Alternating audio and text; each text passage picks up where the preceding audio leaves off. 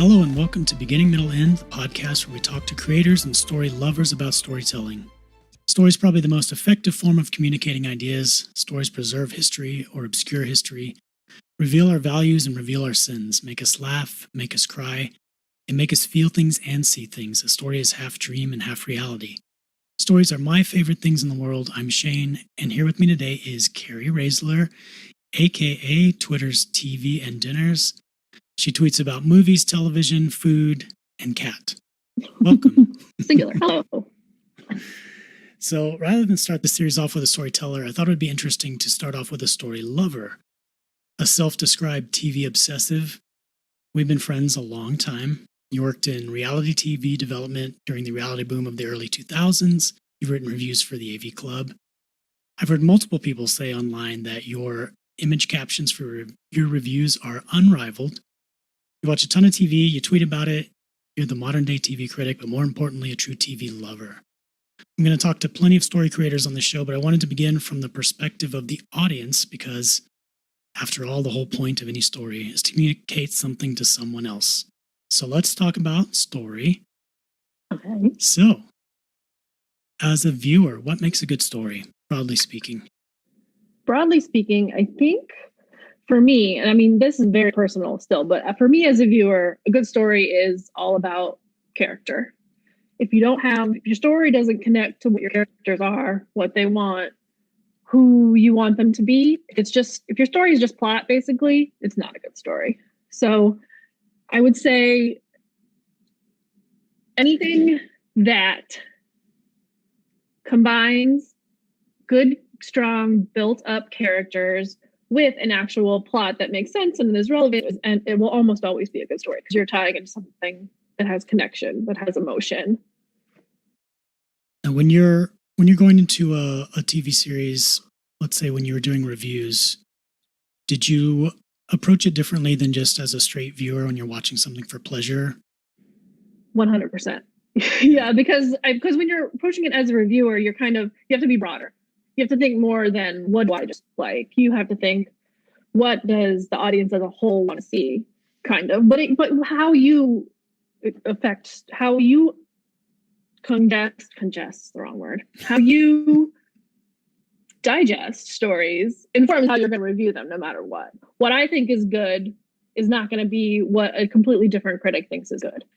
And so that's why I think it's important to have a site. If you have a lot of different voices, it's always better. But yeah, you go into it with your own biases, but you have to be more objective. Like as a viewer, I find romantic relationships very compelling. I like ships. I like that sort of thing. But as a reviewer, that doesn't necessarily my forefront when I want to give a review of something and be more objective than you can than be as just a viewer. So when you're coming from that perspective of a reviewer, what kind of things are you looking for? Do you have a checklist that you approach it with, or do you just kind of have a feeling for how you want to craft your review? I think the show kind of tells you how to review it because every show is different and you have to meet the show where it is. I like network television. I reviewed a lot of network television, a lot of the CW, those type of shows. I like teen shows. I think you have to, if you're a reviewer, you have to see what the show is trying to do and are they doing it well. Like how you review like NCIS is going to be completely different than how you review like Mad Men.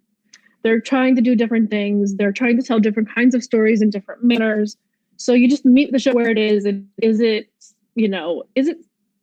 succeeding at the objective it's trying to have?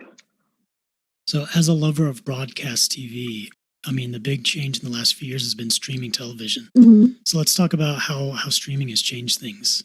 Oh, gosh. It's changed things so much. It's changed things so much that it's almost coming back around again. Streaming changed because of binge watching, because of, people just hit next, so they don't digest episode structure the way that they used to. And now it's almost coming back around. People are wanting weekly things again, like what Disney Plus is doing, like what HBO Max does, sometimes with their shows. I think the biggest thing it changed is, well, not only is you don't have the right to act breaks, but cable is already doing that. But I think the biggest thing it changed is the loss of episode structure. If you watch some streaming shows, you can cut the episodes up completely differently and make like 10 different episodes out of the same 10 hours of television. It's like all they at first, not always, but a lot of shows, they just want you to hit next episode. So as long as they end on a note that will make you want to keep going, then they've succeeded, which is good. It's fine. I mean, a lot of shows are really compelling and you're excited to hit that next episode. But as someone who, I love episodes, I like episode structure. I love standalone episodes. I love, stories told over many episodes. It's a little bit of a bummer to think how many people don't really understand episode structure in the same way that they used to if they just watch streaming shows. Yeah, so it's changing audience expectations, and you think that is not necessarily for the better? I don't know if it's for the better or the worse. It's different. I'm old fuddy-duddy, and so sure, it's for the for the worse. But also, there's some really great streaming shows that don't follow any of the rules of episodic television. I wish that TV people would stop saying they're making 10-hour movies, but that's just a whole other can of worms. Yeah, I'll tell you two things that I miss from the old way of doing things. Show intros, because everybody's got a skip intro now. Some of the shows aren't even putting an intro on. So there's no setting you in the context in the world, like a Game of Thrones kind of lead in, or Dexter had a great show opening. And then the water cooler talk. Yes. Everybody is on different episodes. When you talk to your friends, you have to, I can't go online without spoilers. I mean, it's hard to live when everybody can watch something beginning to end. Some people have more time than I do. Everyone has a different amount of time, right? I think that's what's coming back around. Like Mayor of Easttown that aired every week. People were so excited and it grew an audience throughout the whole, which doesn't happen very much anymore. So I think that's the thing that's coming back around. People are excited to be like, oh, did you watch that this week? Or did you watch, WandaVision this week and things like that? That's kind of what's full circle right now, I think. So let's talk about TV shows and whether or not they should stay dead. So we've seen a lot of TV shows. I have a lot of opinions. It's been a big thing where TV shows will just come back for another season. Veronica Mars, Gilmore Girls. I mean, everything's Gossip Girl's coming back. You have so many shows that are coming back, and Will and Grace, not all of them do well when they come back. Should dead shows stay dead? What's your take on that? I think before a certain show came back, I would have said, bring back every show you want. It's fine. If they're not that good, it's fine, whatever. And then Veronica Mars broke me. And I would say I am very anti-bringing shows back right now still, because that show kind of betrayed its fans almost. I know that's a very long discussion to be had at another time. But for me, as a fan, I'm a huge fan. One of my favorite shows of all time. I had a podcast about Veronica Mars where we watch every single episode. As a fan, I felt betrayed by the revival. So right now, I'd say, cool it on the shows coming back. But things like Gossip Girl, it's a whole new show. So that's, I think that's kind of fun. Do what you want. If they're gonna reboots are okay, but continuations maybe not so much. Yeah, I mean, one has really been very good, honestly. I can't think of one off the top of my head. The Gilmore Girls was not very good. It's tough. And the one I was most excited about ruined me. So I feel betrayed. Yeah, and there's also the trend of series then going to a movie format, which Veronica Mars did as well. Sherlock, they're talking about doing that with the Sherlock Benedict Cumberbatch show. Like, what's your take on going from a series to a movie? I think that's fun. I mean, it's completely, it's like you're telling a self-contained story then, you're telling a 2-hour thing. It's, you could leave it open-ended, you could close it forever. I think that's a fun way to bring a show back almost exclusively. And if it's bad, you never have to watch. The one thing I do think that's okay about these revivals is if they're bad, or if you don't want to watch them, you don't have to, and you can just pretend they don't exist. Like I pretend Veronica Mars season 4 does not exist. The movie is the end. I basically pretend the end of Gilmore Girls didn't happen. I mean, you don't have to. You can make your own viewing experience, which is one nice thing about TV. So Veronica Mars died for you when they brought it back. What is the show you could watch over and over? Well, for these for the shows that I watch over and over now are kind of embarrassing. They're mostly comfort TV for me, which is Food Network, HGTV, and Great British Bake Off. Great British Bake Like Off, shows yes. that are nice and that have a beginning, middle, and end, and that I just don't need to be too emotionally involved in. I don't have to pay attention. Like those are the shows I watch in the background over and over and over. I would say I used to watch more scripted, but now there's so much new stuff that it's hard to justify almost rewatching things over and over again. I used to obsessively rewatch Veronica Mars, for example. Another thing that TV series seem to do badly, and that's end their series. Had lots of complaints about series endings like Dexter, Game of Thrones. I mean, that one was going to be a hard one to land.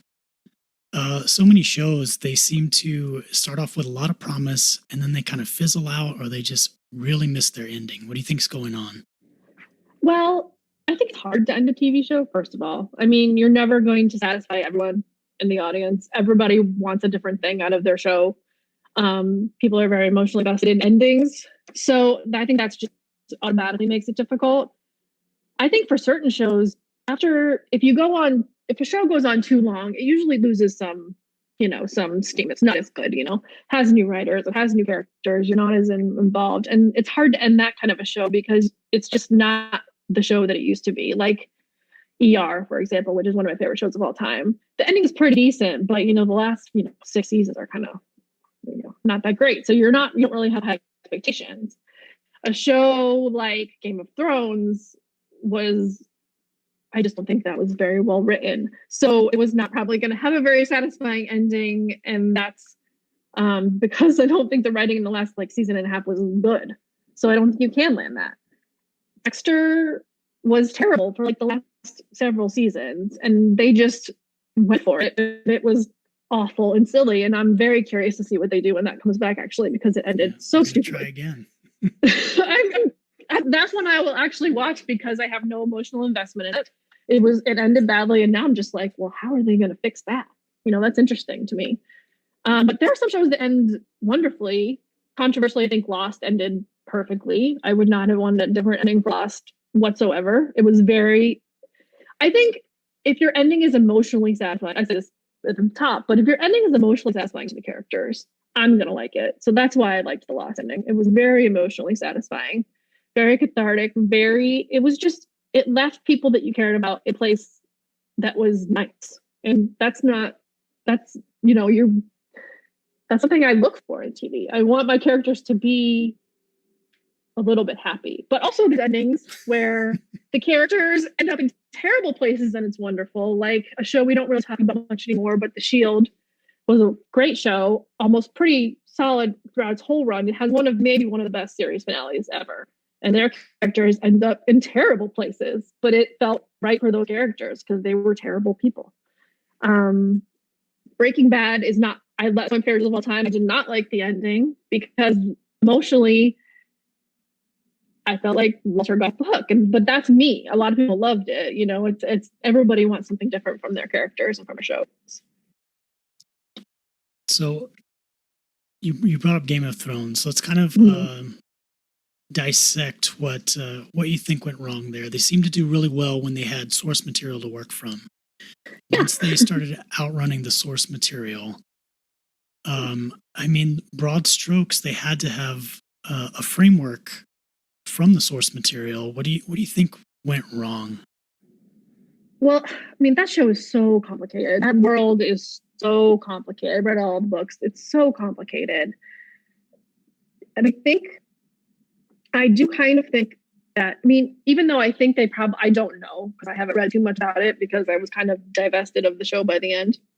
I think they had a framework, hopefully from George R. R. Martin, that said, here's maybe what would happen to these people. I don't know if they necessarily followed it, but I do think that the characterizations in the end were not great.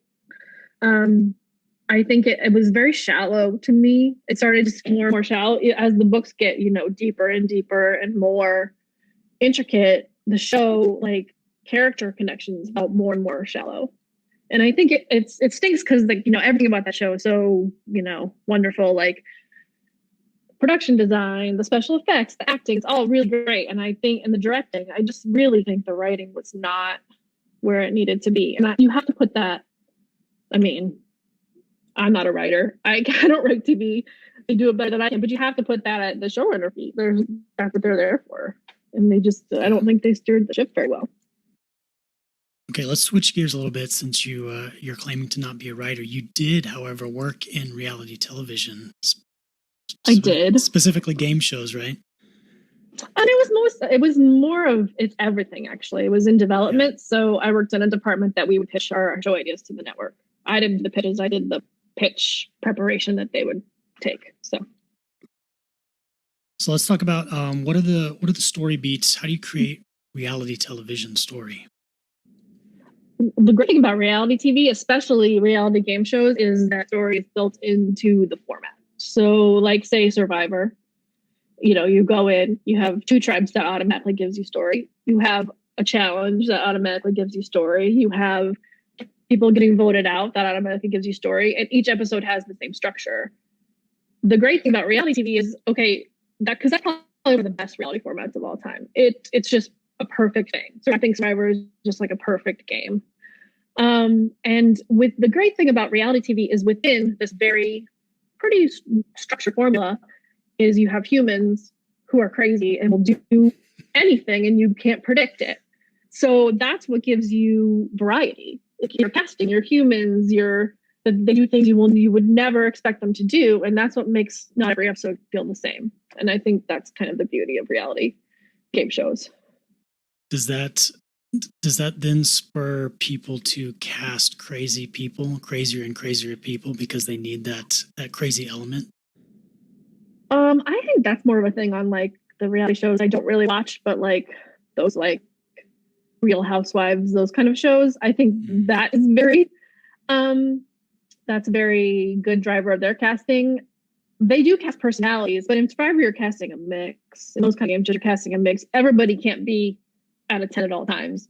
It would be chaos. So you have to have, some 10s, some 5s, some 2s that are all mixed together, but interesting enough that you want to root for them. So reality casting I never worked in that, but that's a tough thing. But Survivor has probably the best in the business. Big Brother, not so good. They have some issues. So besides The Shield, what's an underappreciated show you love and why do you love it? Oh gosh. Well, one of my favorite top 5 shows of all time. It's probably not underappreciated with critics, but it's very underwatched because it was on a very tiny network. It has a very serious subject matter, is Rectify. You can't even stream it anymore anyway. They just took it off streaming. The 4th season isn't even on DVD, but it is a wonderful, wonderful show about a guy who is on death row for killing his girlfriend and gets out because evidence comes in that he maybe didn't do it. And it's just about him and what happens when he comes back to his town and lives with his family. And it's all character. It's just a beautiful, beautiful show. And I think if you can find it, you should watch it because it's incredible. Yeah, that is one thing that drives me crazy about all the new streaming platforms is how things move around. And sometimes you think something's on one channel and then you can't find it anymore. You got to wait for it to pop up on some other network. Buy physical media. I bought the first 3 seasons of Rectify, and then one of the actors actually on Twitter was like, well, you can't get the 4th season. It doesn't exist. And so I was pretty upset about that. So buy the DVDs, but right. If you love something, you want to be able to watch it in 5 years, you should buy it because there's absolutely no, guarantee that it will exist anywhere in 5 years. What's an upcoming show that you're excited about? Ooh. Gosh. Well, I'm excited for new seasons of shows. I don't even know. I'm trying to even think of like a new show that I haven't seen that I know about and I'm excited about. I'm excited for new seasons of shows, and I'm excited to catch up on things I'm behind on. Like I still haven't watched Ted Lasso, and everyone talks about how great it is, and I'm always at least a year behind everyone else on season 1s of anything. It's just the way it goes. Okay, what's your best piece of storytelling advice? Oh my God. I think the best piece of storytelling advice is don't get caught up in your plot. I don't care about plot. Plot is great. Plot is fun. plots don't make any sense at all, it's a problem. But if you have to pick plot over story, because your story is not your plot. Your story is, something overarching and it's rooted in character. Your plot is just point A to point B. How do we get from this part of the story to the next part? And sometimes you can fudge that and go back and make it, work completely. Sometimes it doesn't work, but I don't care. If you go back and read my reviews, I wrote about, hundreds of episodes of the Vampire Diaries. I barely talked about plot. And that was a very plotty show. So that tells you that, you don't need to have a perfect plot. You just need to have characters people like, and you need to give them an overarching story, or you need them to want something that people are going to care about. And what is your next recipe that you're going to try out? No,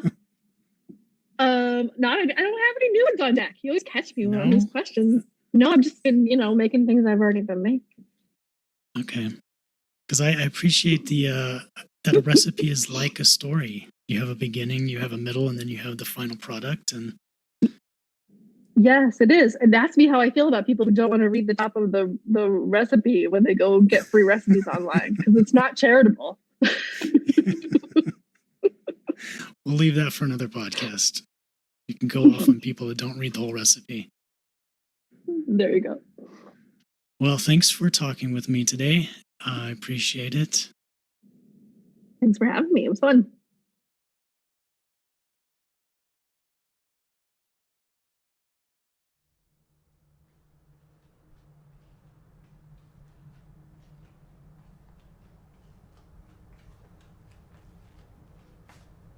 You're still here? I didn't think you'd make it this far.